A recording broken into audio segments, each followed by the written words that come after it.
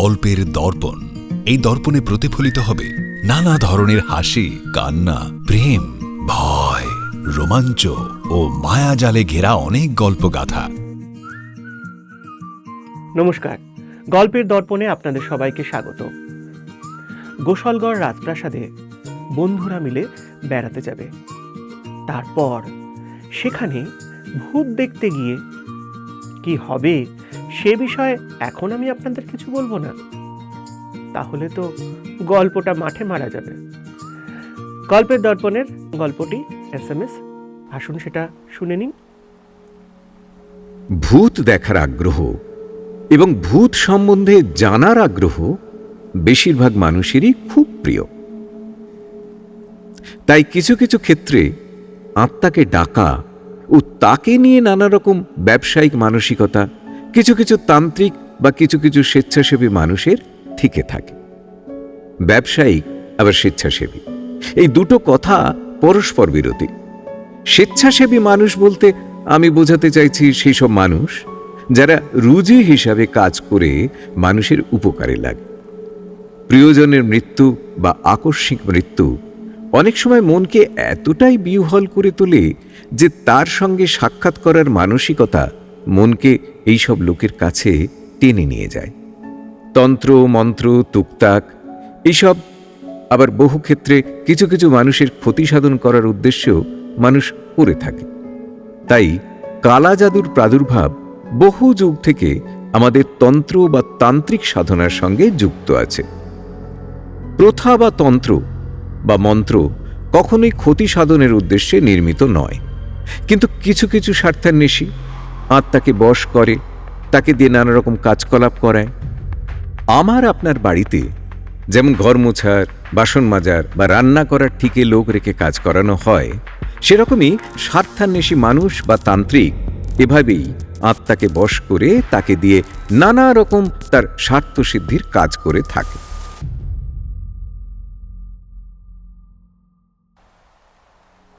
গল্পের নায়ক বিশাল সদ্য নিউজ রিপোর্টারে কাজ পেয়েছে। ভালো গল্প তৈরি না হলে, পাবলিক ভালো না খেলে রিপোর্টারদের আর্টিকেল ছাপা হয় না। আজকাল খবরের পাতা খুললেই কি দেখি, সেই খুন, ধর্ষণ, রাজনৈতিক সংঘর্ষ, এসব ছাড়া ঘটনা খুব একটা চোখে পড়ার নয়। বিশাল ঠিক করল তার আর্টিকেল যেন এডিটরের ঘরে ডাস্টবিনে জায়গা না পায়। তাই তার অনুসন্ধান হল ভূত। রাতের অন্ধকারে মাঝে মাঝে সে কখনো শ্মশান, কখনো গ্রেভইয়ার্ডে কাজ করে বেড়ায়, আর কখনো এই সব তান্ত্রিকদের পিছনে ঘুরে ঘুরে ছোট ছোট খবর অনুসন্ধান করে। একটি ফোন আসতে থাকে, ফোনে বা মোবাইলে অ্যাডভার্টাইজমেন্টও দেয়। যদি ভূত দেখতে চান তাহলে তার ব্যবস্থা করে দেবে অমুক সংস্থা। ভূত দেখার জন্য পয়সা খরচা করে সারা রাত জেগে ভূতের দর্শন করার অভিলাষ বিদেশে আছে। আমাদের দেশে সেরকম প্রচলন এখনো পর্যন্ত অধিক নয়। ভূত নিয়ে রিসার্চ তখন প্রেস থেকে ভার এলো গোসলগড়ের রাজপ্রাসাদের ভৌতিক কাণ্ড কারখানার রিপোর্ট তৈরি করার। তাই গোসলগড়ের উদ্দেশ্যে যাত্রা। ট্রেন ছাড়ল।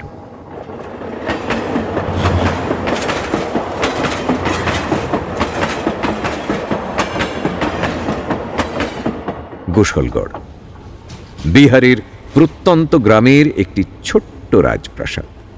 শোনা গিয়েছে রাত্রে নাকি তার আশেপাশে কেউ যায় না, গেলে নাকি আর ফিরে আসে না। গোসলগড়ের ছোট্ট একটি রিপোর্ট মোটামুটি সে আগে থেকে করে ফেলেছে। এখন বিস্তারটা হবে সামনাসামনি, ওখানে উপস্থিত থেকে। ট্রেনে আলাপ ভৌতিক উপন্যাস লেখক প্রমোদ রঞ্জন মল্লিকের সঙ্গে। তিনিও এই গোসলগড়েই যাচ্ছেন পরবর্তী উপন্যাস লেখার উদ্দেশ্যে। তার মানে ইনিও সেই মোবাইল মেসেজের টানে সাড়া দিয়ে দিয়েছেন।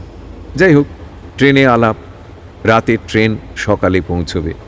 তাই ভূত নিয়ে দু চারটে প্রশ্ন করার উদ্দেশ্যে বিশাল প্রমোদবাবুর সঙ্গে আলাপ জুড়তে শুরু করল। একদিকে একজন রিপোর্টার, অন্যদিকে আর একজন লেখক।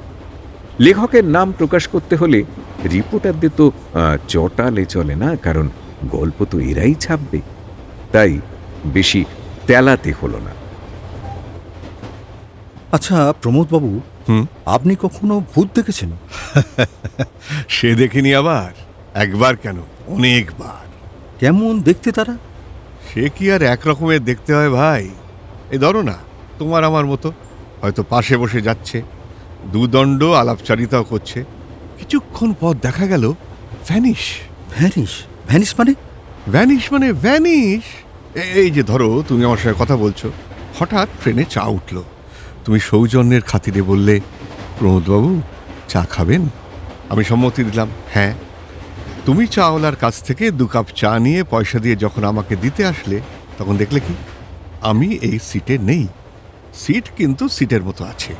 বাহ, বেশ ইন্টারেস্টিং। তার মানে আমি বুঝতে পারবো না যে সে ভূত? কেন বুঝতে পারবে না? যখন চা দিতে এলে, এসে দেখলে আমি নেই, তখনই তো বুঝলে আমি ভূত। হ্যাঁ। আচ্ছা, একটা প্রশ্ন করি, এরা দেখা দেয় কেন? হয়তো তোমার সঙ্গে কিছু আদান প্রদান আছে, তাই সে তার কাজ মিটিয়ে ঠিক চলে যায়, বুঝতেও দেয় না। সেটা কিরকম? ওই যেমন ধরো তুমি রাস্তায় বেরোলে, কাউকে দেখলে, দেখে মনে হলো খুব চেনা, একটু কাছে আসলে, কাছে আসতেই তুমি বুঝতে পারলে আরে এ তো অমুক। তারপর সে তোমার সঙ্গে কিছুক্ষণ বাক্যালাপ করলো বা কথাবার্তা বললো, তারপর চলেও গেল। তার মানে আপনি বলতে চান যে ভূত যে কোনো মানুষের অবয়ব ধরতে পারে? হ্যাঁ, অবশ্যই পারে। কিভাবে? যেভাবে তুমি আমার কাছ থেকে জানতে চাইছো, সেই রকম তোমার সঙ্গে যদি তার কোনো দেনা পাওনা সম্পর্ক থেকে থাকে, তাহলে সে তা মেটানোর জন্য তোমার কাছে এই বেশে এসে তার দেনা পাওনার সম্পর্ক চুকিয়ে আবার গন্তব্যস্থলে ফিরে যায়। তোমাকে টের পেতেও দেয় না যে পাছে তুমি ভয় পাও। আচ্ছা, এরকম কোনো ঘটনা আপনার জানা আছে কি, বা আপনি কোনোদিন এরকম ঘটনার সম্মুখীন হয়েছেন? অনেকবারই হয়েছি। এই তো সেদিন আমার স্ত্রী মারা গেল। সে মারা গেল সন্ধ্যে 7টায়। আমি তখন বীরভূমে, সাধারণত আমি কলকাতায় থাকি, কিন্তু বীরভূমে মাঝে মাঝে আমি চলে যাই। সেখানে একাই থাকি, তাতে লেখার কাজটা বেশ ভালো হয়, তাই সচরাচর কেউ আমাকে বিরক্ত করে না। হঠাৎ আমার বীরভূমের বাড়ির কলিং বেলটা বাজলো।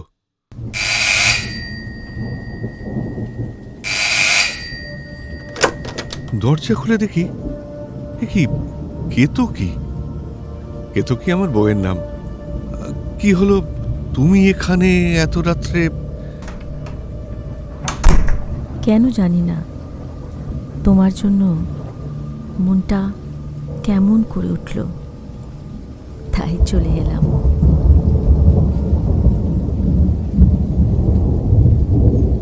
তখন বর্ষাকাল ছিল, তার বাইরে তখন ঝমঝম করে বৃষ্টি। বেশ কদিন বৃষ্টির জলে এই টানা পড়েনে শরীরটা একটু খারাপই লাগছিল। আমি কেতকীকে বললাম, যাক ভালোই হয়েছে তুমি এসেছো, হয়তো আজ খাবারটা জুটবে। কেতকী সঙ্গে সঙ্গে গেছে খিচুড়ি রেঁধে ফেলল। সেদিন রাত্রে অনেকক্ষণ ওর সঙ্গে কথা বললাম, তারপর ও শুতে গেল। আমিও আর বেশি রাত পর্যন্ত না লিখে শুতে যাব ভাবছি, এমন সময় আবার দরজায় কলিং বেলটা বেজে উঠল। ভাবলাম এখন এত রাত্রি বা কে? দরজাটা একটু ফাঁক করে দেখি, মোহিত, আমার ড্রাইভার।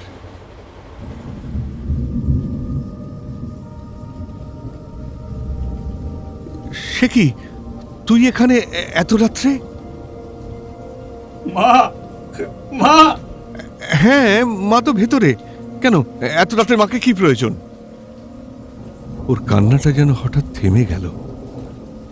মোহিত অবাক হয়ে আমার মুখের দিকে তাকিয়ে বলল, মা এখানে?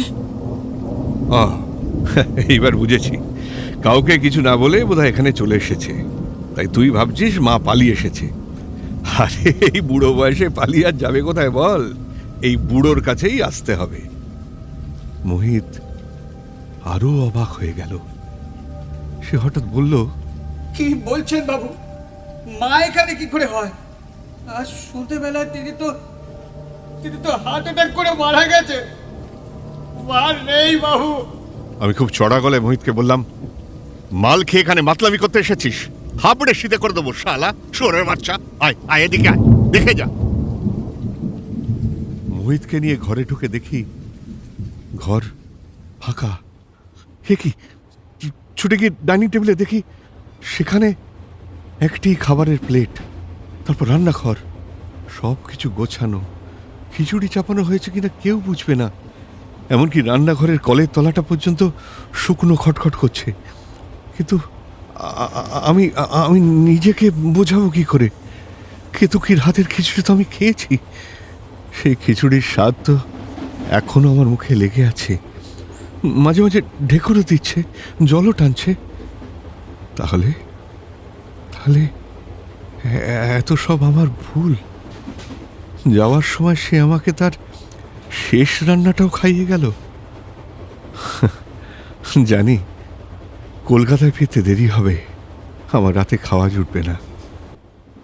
এইভাবেই আত্মা তার কাজ করে চলে যায়, শুধু বলে যায় আমি এসেছিলাম আর আমি আসছি। সত্যি প্রমোদবাবু, এই রকম যে হয়, আপনার সঙ্গে দেখা না হলে হয়তো জানতেই পারতাম না। তবে গোসলগড়ে কিসের জন্য? শুনেছি নাকি গোসলগড়ে অনেক অতৃপ্ত আত্মা আজও ঘোরাফেরা করে। তাই যদি কারোর সঙ্গে দেখা হয় তাদের জিজ্ঞাসা করব আমার কেতকীর অবস্থান কোথায়। ও, তার মানে উপন্যাস লেখাটা আপনার বানানোর কথা? না ভাই, বানানো নয়, রদ দেখা কলা বেচা দুই। তা যদি কিছু মনে না করো, তোমার যাওয়ার কারণটা জানতে পারি? কাজের খাতির আর কৌতূহল দুটোই বলতে পারেন। ফলাও করে আজ পর্যন্ত বিজ্ঞাপন দিয়ে ভূত দেখার নিমন্ত্রণ তো কেউ কখনো খবরের কাগজে দেয়নি, আবার মোবাইলে মেসেজ করেও দেখায়নি। তাই আগ্রহটা একটু বেশি। তবে কতটা সত্য সেটা জায়গায় না গেলে কি করে বুঝবো বলুন? বেশ, তাহলে আমরা ওই একই পথে যাত্রী। উদ্দেশ্যটা কৌতূহল ও কাজ। তো চলো এখন শুয়ে পড়া যাক। অবশ্যই।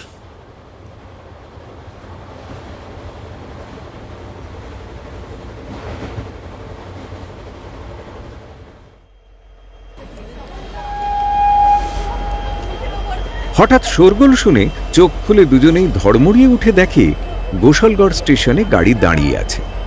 তাড়াহুড়ো করে উভয় যে যার নিজের লটবহর নিয়ে নেমে পড়ল। হ্যাঁ দাদা, এসে গেছে, উঠে পড়ুন। গোসলগড় এসে গেছে। লাগেজটা নিন। চল চল। আপনাকে ধরতে হবে না, দিন আমাকে। না না না, ঠিক আছে ঠিক আছে, চলো ভাই, চলো চলো নাবি, চলো তাড়াতাড়ি নাও। হ্যাঁ, শোরগোল যতটা ভেতর থেকে শোনা যাচ্ছিল, বাইরে ততটাই আশাতীত, অর্থাৎ ট্রেন থামার অপেক্ষা। ট্রেন থামার সঙ্গে সঙ্গে হই হই, তারপর নিমেষের মধ্যে স্টেশন ফাঁকা। ট্রেন ছেড়ে যাওয়ার সঙ্গে সঙ্গেই স্টেশনে যেন এক নিস্তব্ধতা বা গা ছমছমে পরিবেশ নেমে এলো। ভোররাতের দিকে বিহার এখনো বোধহয় ততটা নিরাপদ নয়, তাই বোধহয় এরকম অবস্থা। দূরে স্টেশন ঘরে স্টেশন মাস্টারের ঘরে চাবি, বাইরে এক ৭০-৭৫ বছরের বয়সী বৃদ্ধ লাইটসম্যান বসে আছে। অগত্যা তার পাশেই একটু জায়গা করে বসে নিল দুই পথিক, বিশাল ও প্রমোদবাবু। এখানেই বসি। ঠিক, ভালো জায়গা। কি মনে করে? হ্যাঁ, এই গোসলগড়ের প্রাসাদ দেখতে এসেছি। দেখতে না যাচাই করতে না মরতে? কোনটা? মানে এইরকম প্রশ্ন কেন? কত এলো গেল, সবই তো দেখলাম, আবার তোমরাও এলে। তবে কজন ফিরবে সেটা তোমাদের ভাগ্য। হ্যাঁ, হ্যাঁ, আপনি কি বলতে চান ভূতে? ভূত কি পেতনি আমি জানি না, নিজেদের ভালো চাও তো কেটে পড়ো। দেখছো না, এই আমার মতো একটা কাঠের মরা ছাড়া এই স্টেশনে আর একটাও কেউ নেই। দাদু, একটু জানতে ইচ্ছে করছে, আপনি কেন আমাদের চলে যেতে বলছেন?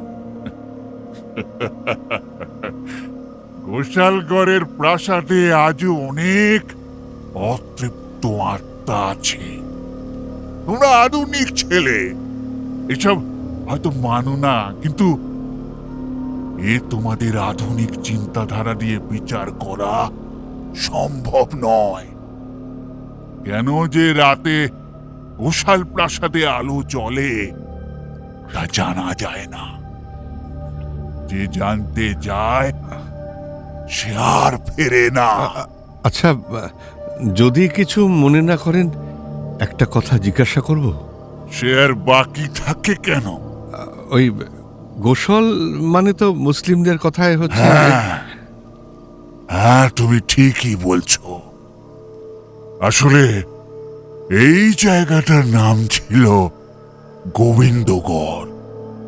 ওই যবে মুসলমান আক্রমণ করলো আর গোবিন্দর ওপরে প্রস্রাব করলো, তবে থেকে গোবিন্দগড়ের প্রাসাদ গোসলগড় হয়ে গেল। এই নামটা অবশ্য মুসলমানদেরই দেওয়া। গোবিন্দ? গোবিন্দ কে? তুমি কোন স্কুল থেকে পাশ করেছ? কেন কেন? কৃষ্ণর আরেক নাম গোবিন্দ, জানো না বোধ হয়? নব্য বাঙালি। বাইরে টাঙা আছে তোমাদের জন্য, দেখো তাকে ডেকে তুলতে পারো কিনা।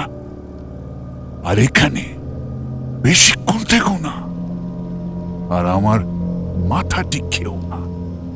কেটে পড়ো, কেটে পড়ো। বিশাল ও প্রমোদবাবু নিজের নিজের বাক্স প্যাঁটরা নিয়ে স্টেশনের বাইরে আসতে দেখে একটি মাত্র টাঙ্গা। টাঙ্গার চালক টাঙ্গাতেই ঘুমাচ্ছে।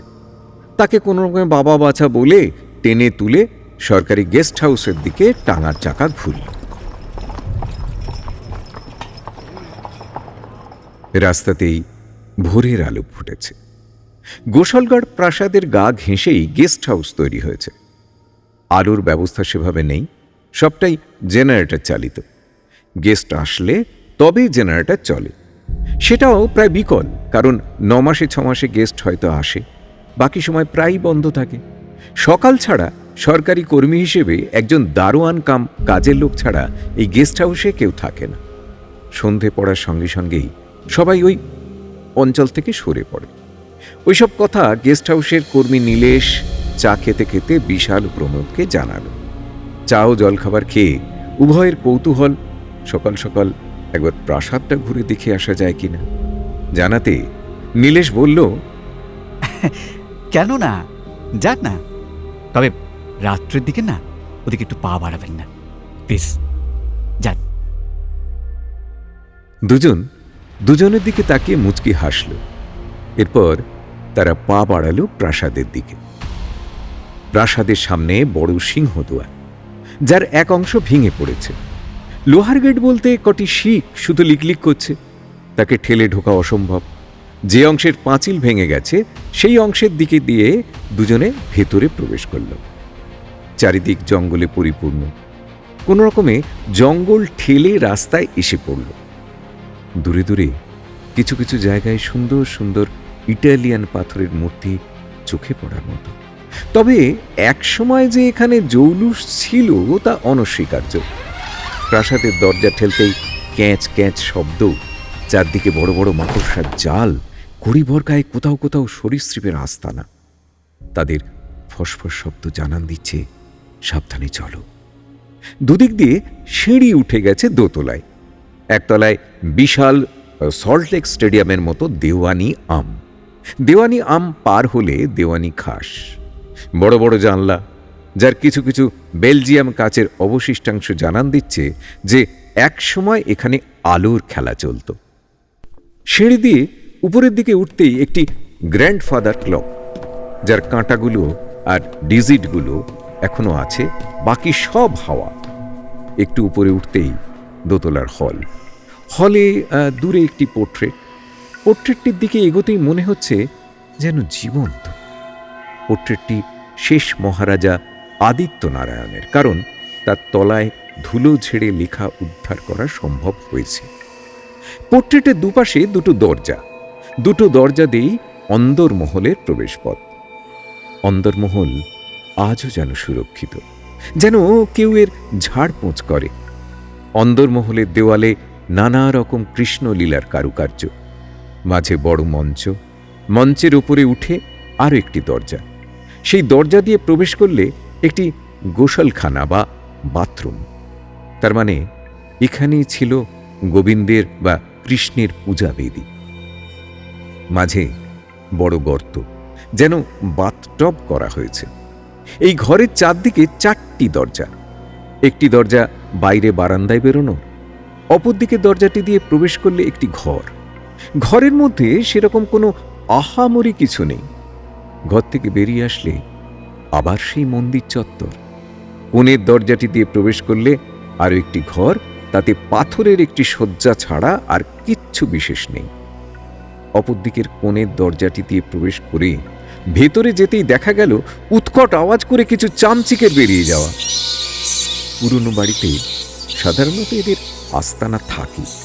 কিছু বাদুড় সিলিংয়ে ঝুলছে, পচা বোটকা গন্ধ যেন দম বন্ধ হয়ে আসে।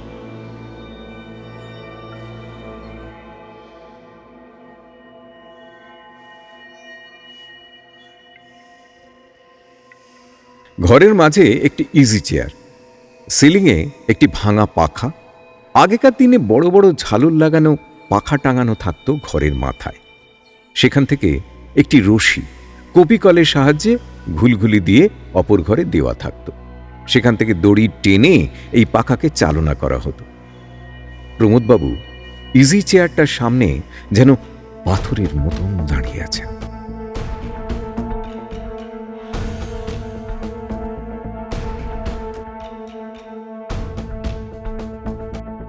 কি হলো প্রমোদবাবু, আপনি এরকম পাথরের মতন দাঁড়িয়ে রইলেন কেন? বিশাল, মনে হচ্ছে ওই চেয়ারে কেউ বসে আছে। আপনার মাথাটা খারাপ। এই চেয়ারে কেউ বসে থাকবে? কোথায়? না না না, মনে হলো ওই চেয়ারটা যেন কেঁপে উঠলো। ভয় পাচ্ছেন প্রমোদবাবু? আমরা ভূত দেখতে এসেছি। তা ভূত যদি নাই দেখা মিলল তো কর্ম বৃথা। যাক, আপনার সৌভাগ্য আপনি দেখা পেলেন। আমার দুর্ভাগ্য যে আমার মতন অপয়াকে ভূত দর্শন দিল না। তবে কি জানেন, সকালে ঠিক আন্দাজ করা যাবে না। আমার মনে হয় রাতেই আসতে হবে, তবেই দর্শন পাওয়া যাবে। আচ্ছা, আপনার গল্পের প্লট ভাবা হয়ে গেছে? না, মানে ঠিক কেমন যেন গাটা ছমছম করে উঠল। এইরকম আগে কখনো হয়নি। চলুন, রাতে আসা যাবে, কি বলেন? হ্যাঁ, বেশ তাই হবে। চলো, এখন বাইরেটা একবার ঘুরে দেখা যাক। চলো। প্রাসাদ থেকে বাইরে বেরিয়ে চারপাশটা ঘুরে দেখতে গিয়ে আস্তাবল, লঙ্গরখানা, ইদারা, সার্ভেন্ট কোয়ার্টার সবার দেখা মিলল। দুপুরও প্রায় গড়িয়ে এলো। পেটে তখন ছুঁচে ডন মারছে, তাই ফিরে এলো গেস্ট হাউসে। গেস্ট হাউসে ফিরে এসে একটা 4 ব্যাটারি টর্চ ও 1 ফ্লাস্ক কফি, 2 পাউরুটি, 2 মোমবাতি ও একটি শতরঞ্চি জোগাড় করা হলো। রাতের প্রস্তুতি আর কি। খাওয়া দাওয়া সেরে একবার গোশালগড়ের চারপাশটা ঘুরতে বেরোলো ওই 2 পর্যটক। গেস্ট হাউসের অদূরে একটি চায়ের দোকান, তার থেকে খানিকটা এগোলে গ্রাম। গ্রামের জীবন যেমন হয় আর সেই রকমই, নতুনত্ব কিছু না। গ্রাম ঘুরে জিনিসপত্রের জোগাড় করে চায়ের দোকানে এসে একটু বসতে গ্রামের কিছু মাথার সঙ্গে পরিচয় হলো। তাদের মধ্যে একজন জিজ্ঞেস করে বসল, এখানে নতুন দেখছি পর্যটক? ওই আর কি। তা কি করবেন? গল্প লিখবেন না খবর? এই গ্রামের একটা নতুনত্ব জিনিস দেখছি দাদা। সবাই যেন সব কিছু আগে থেকে জানে। সবই হচ্ছে গোবিন্দের কৃপা। আপনারা তো নতুন, তবে ওই কোশাল ঘরের প্রাসাদের দিকে না রাতে পা বাড়াবেন না। বারবার বারণ করছি কিন্তু। হ্যাঁ, ভালো জানতো ওই সন্ধ্যের মধ্যে খাওয়া দাওয়া সেরে শুয়ে পড়ুন। আচ্ছা, নীলেশ আপনাদের কিছু বলেনি? হ্যাঁ, বলেছে, তবে আমাদের উদ্দেশ্যটা অন্য। অন্য মানে ভূত দেখা ওই আর কি। ওসব চিন্তা না মাথা থেকে বার করে দিন। ভূত দেখতে গিয়ে আবার ভূত হয়ে যাবেন তখন। হ্যাঁ হ্যাঁ হ্যাঁ, এই কিছুদিন আগে বুঝেছেন, হ্যাঁ। এই মাস 6 হবে, এক ইয়ং ছোকরা এসেছিল। তাকে পরদিন ওই গোসলঘরের ওই প্রাসাদে ইজি চেয়ারে মৃত অবস্থায় পাওয়া যায়। সে কি? আর কি, মুখ চোখ ফ্যাকাশে হয়ে গিয়েছিল, যেন যেন কেউ কি বলবো তার শরীর থেকে সব রক্ত একবারে শুষে নিয়েছে। হ্যাঁ? হ্যাঁ, কিছু কিছু বিষয় আছে জানেন, যা আপনাদের এই বিজ্ঞানী ব্যাখ্যা নেই। নিজের ভালো পাগলেও বোঝে। তাই একটা কথা বলি, পাগলামো না করে ফিরে যান। হ্যাঁ,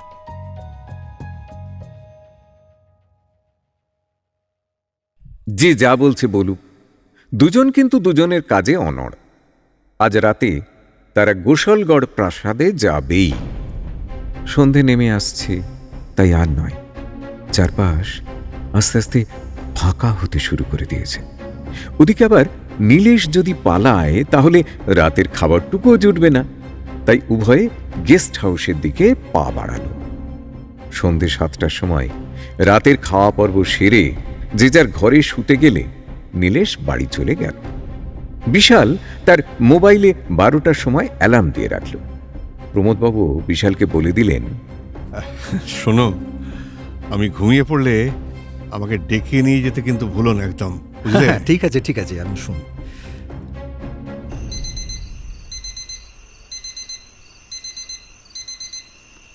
রাত 12টায় অ্যালার্ম বাজল, কিন্তু বিশালের ঘুম ভাঙল না। বিশাল যখন চোখ খুলল তখন ভোর 4টে। ধড়মড় করে উঠে মুখ কাঁচুমাচু ভাবল, এই রে, আজকের দিনটা গেল। ভূত দেখা আর আমার ভাগ্যে জুটল না। আর প্রমোদবাবুকে আমি কি করে মুখ দেখাবো? টেবিলে রাখা টর্চ আর ফ্ল্যাশটা নিয়ে প্রমোদবাবুর ঘরের দিকে যেতে দেখে প্রমোদবাবু ঘরে নেই। বিশাল ভাবল, তাহলে কি প্রমোদবাবু আমাকে ফেলেই চলে গেলেন? যেমন রাগও হলো তেমন জেদও হলো। একাই যাব। টর্চ জেলে প্রাসাদের পাঁচিল টপকাতে জঙ্গল উধাও। সকালে যেখানে জঙ্গল দেখেছিল সেখানে জঙ্গল নেই, চারিদিক সাপ। চারপাশে সুন্দর সুন্দর ইটালিয়ান মার্বেলের মূর্তিগুলো যেন চকচক করছে। প্রাসাদের দরজা খুলে ভেতরে প্রবেশ করতেই দেখে প্রাসাদের ঝাড়বাতিতে যেন কেউ বাতি সাজিয়ে দিয়েছে। দেওয়ানি আম ঝলমল করছে। বিশালের গা একটু ছমছম করে উঠল। বুকের ভেতরে হৃৎপিণ্ডটা যেন একটু বেশি মাত্রায় ধকধক করতে শুরু করল। দেওয়ানি আম আস্তে আস্তে পার হয়ে দেওয়ানি খাস, সেখানেও সেই একই অবস্থা। হঠাৎ যেন একটা আওয়াজ কানে ভেসে এলো, যেন কেউ ঘুমাচ্ছে। হ্যাঁ, আওয়াজটা শুনতেই আওয়াজের দিকে বিশাল পা বাড়ালো। আওয়াজটা উপর থেকে আসছে। তত্তর করে সিঁড়ি দিয়ে উপরে উঠতেই গ্র্যান্ডফাদার ক্লকটায় ঢং ঢং করে 5টা বেজে উঠল। সকালে যে গ্র্যান্ডফাদার ক্লকটা ভাঙা অবস্থায় দেখেছিল, এখন সে টিকটিক করে চলছে।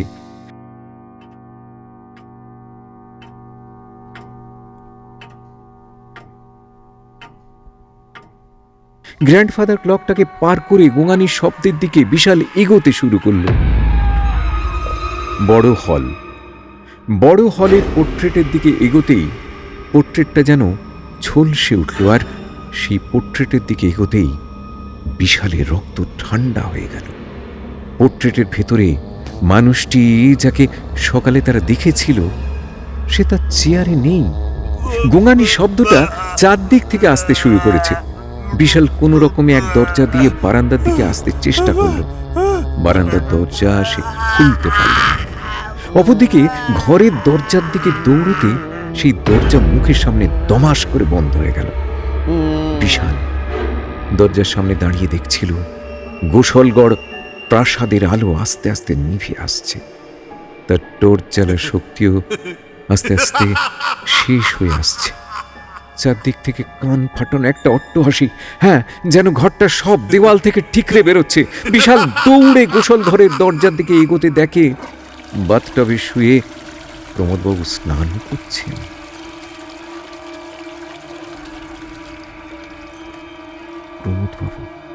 প্রমোদবাবুর দিকে সে এগোতে যাবে, এমন সময় একটা হাত প্রমোদবাবুর দিকে এগিয়ে গেল। এ কি, এ তো আদিত্য নারায়ণ!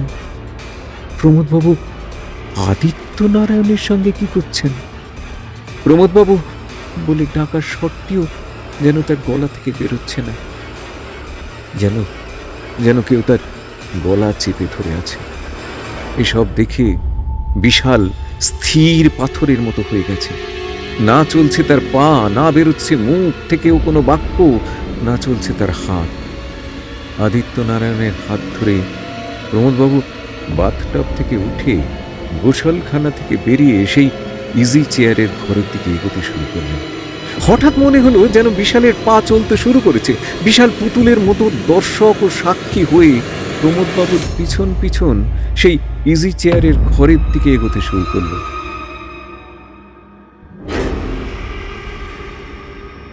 প্রমোদবাবু ইজি চেয়ারের ঘরে এসে ইজি চেয়ারে বসলেন। বসার সঙ্গে সঙ্গে বৈদ্যুতিক ঝটকা খাওয়ার মতন প্রমোদবাবুর সারা শরীর থরথর করে কাঁপতে লাগলো, যেন প্রমোদবাবুর হাড় মাস রক্ত সব তার শরীর থেকে নিকড়ে নেওয়া হচ্ছে, আর সব যেন আদিত্য নারায়ণের শরীরে প্রবেশ করছে। হ্যাঁ, এই ঘটনা দেখার পর বিশাল আর জ্ঞান রাখতে পারল না। চোখের সামনে তার কালো অন্ধকার ঘনিয়ে এলো, সে মাটিতে পড়ে গেল।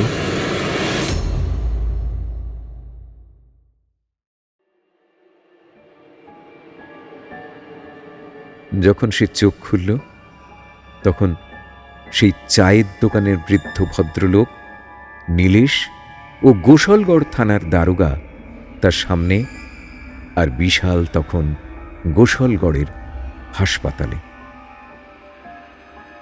দেখলেন, বারবার আমি বারণ করলাম, শুনলেন না। এলে দুজন, যাবে এখন একজন।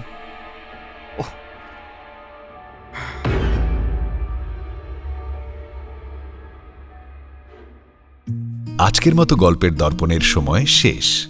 আগামী পর্বে নতুন গল্প নিয়ে হাজির হব আপনাদের সামনে শনিবার রাত 10টায়। ততক্ষণের জন্য একটু বিরতি। নানা স্বাদের নতুন নতুন গল্প শুনতে চাইলে আমাদের চ্যানেলকে সাবস্ক্রাইব করুন। সবার আগে নোটিফিকেশন পাওয়ার জন্য বেল আইকন ক্লিক করুন। বন্ধুদের সাথে শেয়ার করুন, আর অবশ্যই লাইক আর কমেন্টস দিতে কিন্তু ভুলবেন না।